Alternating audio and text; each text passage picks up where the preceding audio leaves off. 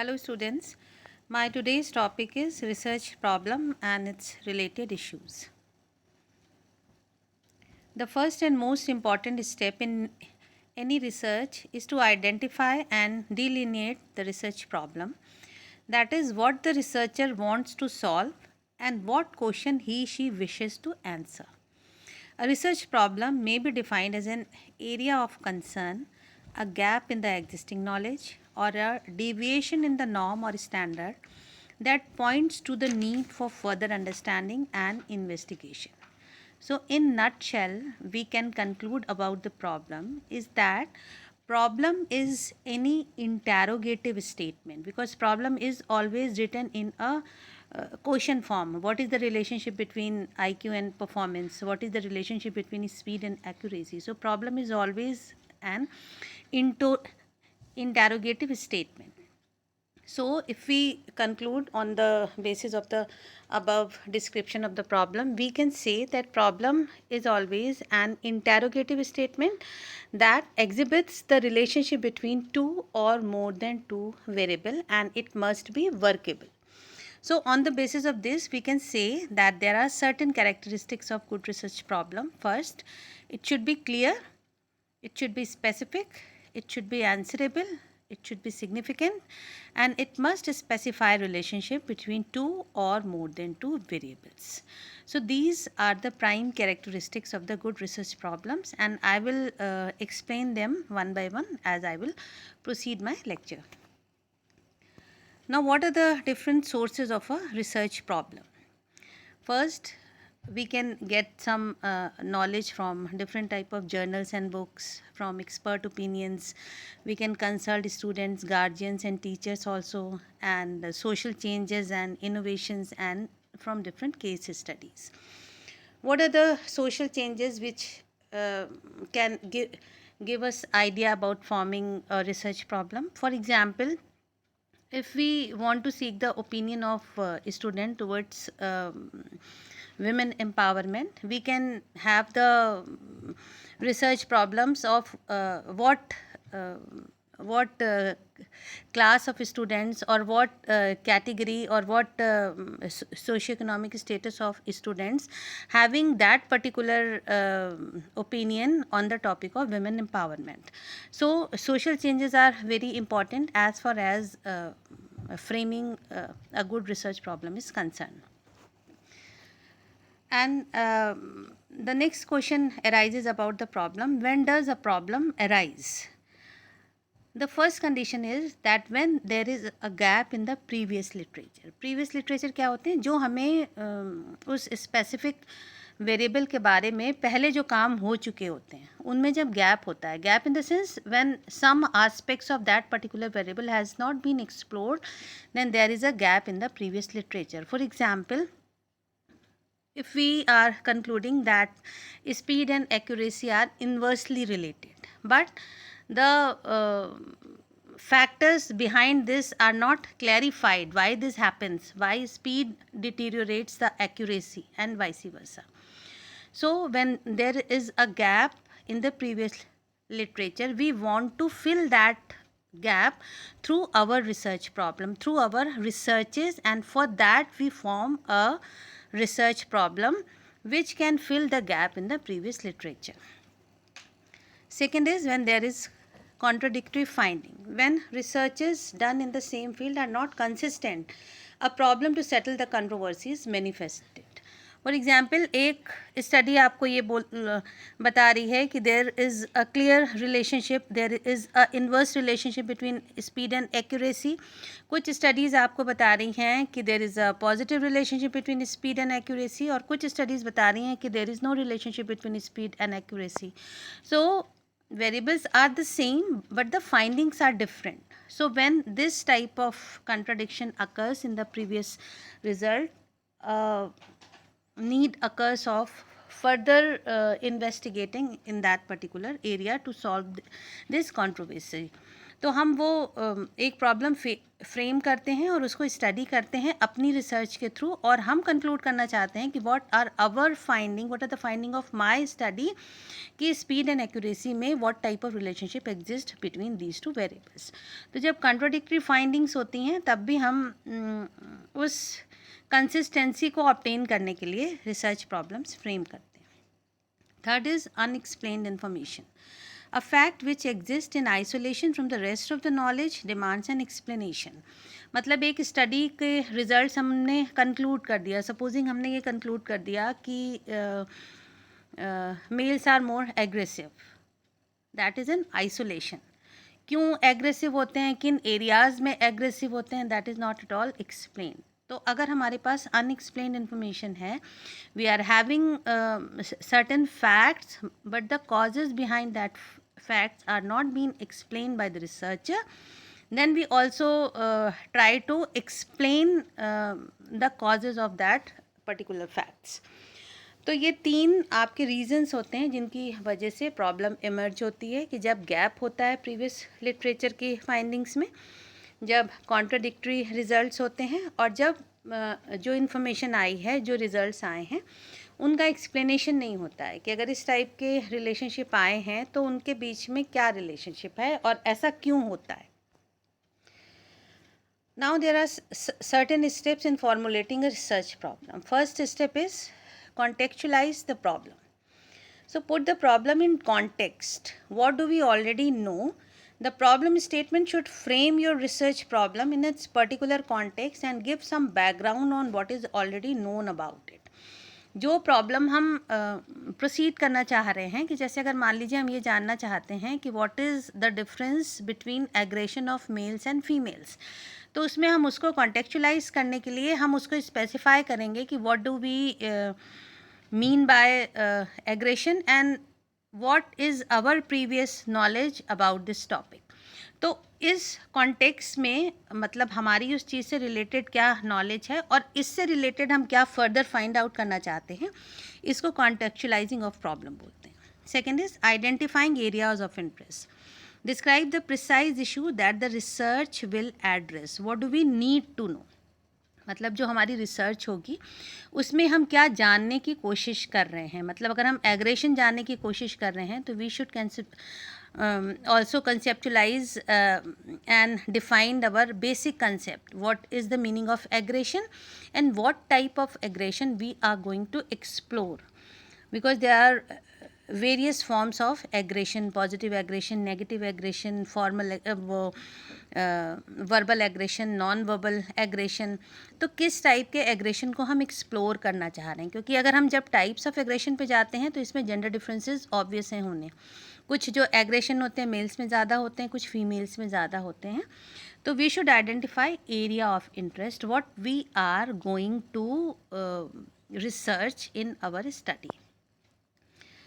But this does not mean you have to do something groundbreaking or world-changing. It is more important that the problem is researchable, feasible, and clearly addresses a relevant issue in your field.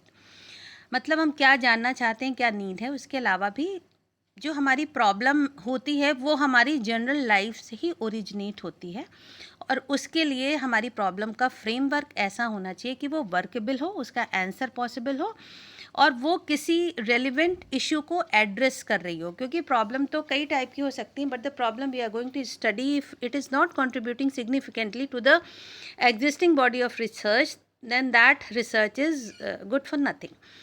तो हम इतनी मेहनत भी करें और इतना work भी करें और उसके बाद उसका कुछ आउटपुट ना निकले, तो that is not worthy.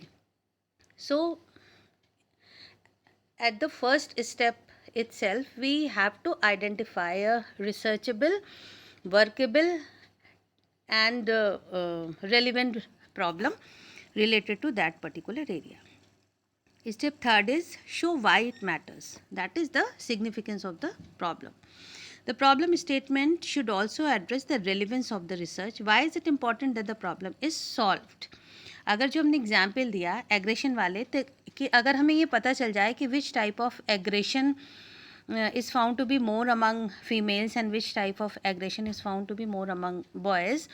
So we can conclude certain personality traits of the individual, and by knowing that we can implement in our child rearing practices कि अगर इस टाइप के एग्रेशन जैसे नॉन वर्बल एग्रेशन होता है, this is expected to be found more among girls, तो हमारी child rearing practices में, हमारे पॉलिसी मेकर्स में हम चेंजेस कर सकते हैं कि उस टाइप के एग्रेशन हम उस जेंडर में ना ज़्यादा इनकलकेट करें, हम अपना फैमिली एटमॉस्फेयर इस टाइप का करें कि नॉन वर्बल जो एग्रेशन हो रहा है वो फीमेल्स में ज़्यादा ना हो. इसके लिए हम क्या कर सकते हैं, उनको एक्सप्रेशन का फ्रीडम दे सकते हैं, क्योंकि नॉन वर्बल एक्सप्रेशन तभी होता है जब उनको फ्रीडम ऑफ एक्सप्रेशन नहीं होता है, तो लोग मतलब इनडायरेक्ट मेथड से एग्रेशन का एक्सप्रेशन करते हैं. तो ये सारी जो चीज़ें, इनकी रेलेवेंस क्या होगी अगर हमें टाइप ऑफ एग्रेशन पता चल जाए, तो हमारी चाइल्ड रियरिंग प्रैक्टिसेस में हम उसे इम्प्लीमेंट कर सकते हैं.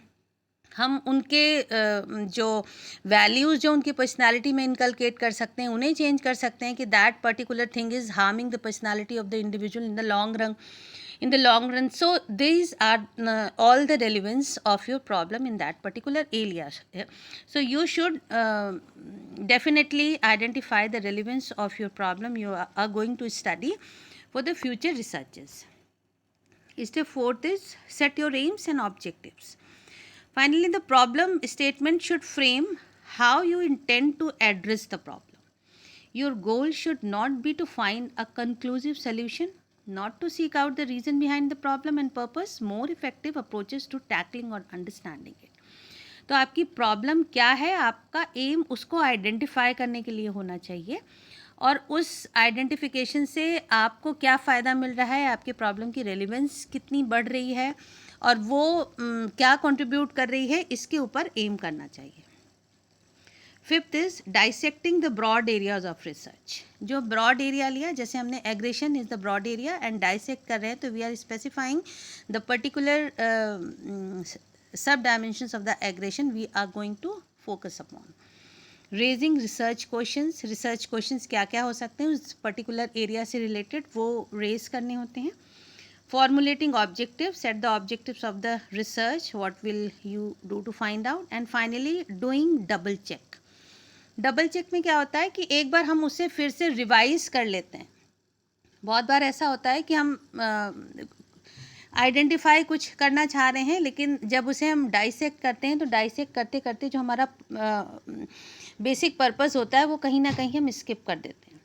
तो डबल चेकिंग में हम उस चीज़ को रिवाइज करना चाहते हैं कि जो हमारा बेसिक ऑब्जेक्टिव है हमारी प्रॉब्लम का, हमारी रिसर्च का, वो तो कहीं नहीं छूट रहा है, या इनके डाइसेक्शन करने में जो हमारा रिसर्च का मेन ऑब्जेक्टिव है, कि क्या ऑब्जेक्टिव हो सकता है, कि हम गैप को फिल करना चाह रहे हैं, या हम कंट्रडिक्शन को दूर करना चाह रहे हैं, या हम फैक्ट्स को एक्सप्लेनेशन देना चाह रहे हैं. ये पर्पस तो हमारा कहीं पीछे नहीं छूटा जा रहा है. तो इसे हम डबल चेक कहते हैं कि प्रॉब्लम को फ्रेम करने के बाद अच्छी तरीके से चेक कर लीजिए कि ये आपके एम को अचीव कर रही है कि नहीं कर रही है, या ये जो है ये आपका जो फोकस है उसके ऊपर ओरिएंटेड है कि नहीं है, या ये दो या दो से ज़्यादा वेरिएबल्स के बीच में एक आंसरेबल आंसर को प्रपोज कर रही है कि नहीं कर रही है. तो ये जो सारे क्वेश्चंस होते हैं, इनको जब हम रिवाइज करते हैं तो उस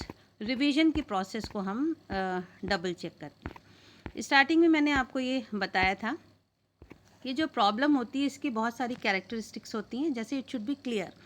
क्लैरिटी जो होती है ये कहाँ पे होनी चाहिए, कॉन्सेप्चुअल क्लैरिटी होनी चाहिए. We want to study aggression, we should and we must conceptually define the concept of aggression, क्योंकि एग्रेशन के डिफरेंट मीनिंग होते हैं. What is my meaning in my research, मतलब हम अपनी रिसर्च को में एग्रेशन को कैसे डिफाइन कर रहे हैं. What is my perspective of aggression in my study.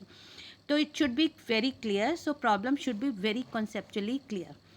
Second is specific. Problem जो है वो स्पेसिफिक किसी टॉपिक पे बेस्ड होनी चाहिए, और इसमें मतलब बहुत अगर हम ब्रॉड ले लेते हैं या बहुत ज़्यादा सेंटर्ड ले लेते हैं वो भी नहीं अच्छी होती है. जो प्रॉब्लम अच्छी प्रॉब्लम होती है वो ना तो ज़्यादा बहुत जनरल होनी चाहिए, ना बहुत ज़्यादा स्पेसिफिक होनी चाहिए. It should aim to achieve our objectives.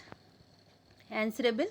Answerable का क्या मतलब है कि जो प्रॉब्लम है वो हमेशा ऐसे कॉन्सेप्ट्स के बीच में होनी चाहिए जिनका हम आंसर देने की सिचुएशन में हों।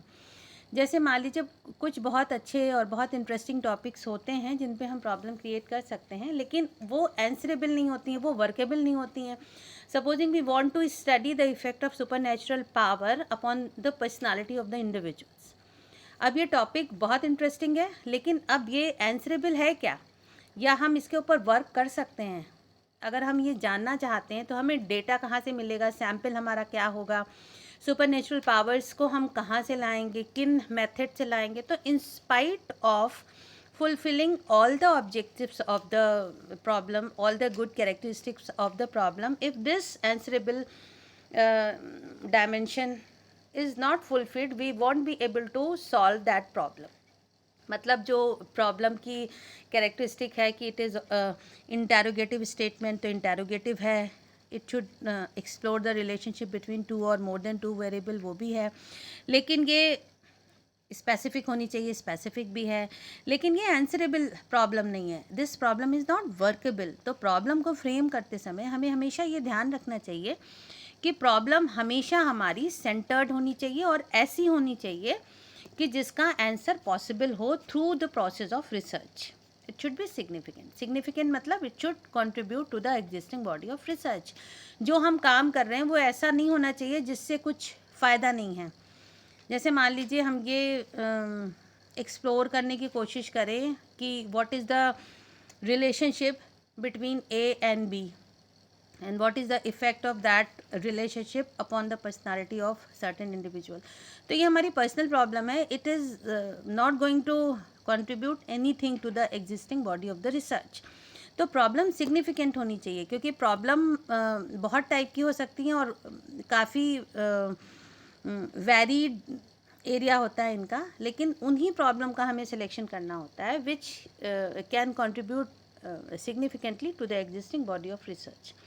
And it should specify relationship between two or more than two variables, which means कि अगर कोई प्रॉब्लम हमारी एक वेरिएबल के ऊपर सेंटर्ड है तो उसको हम रिसर्च प्रॉब्लम नहीं कहेंगे. That might be a problem but that is not a research problem.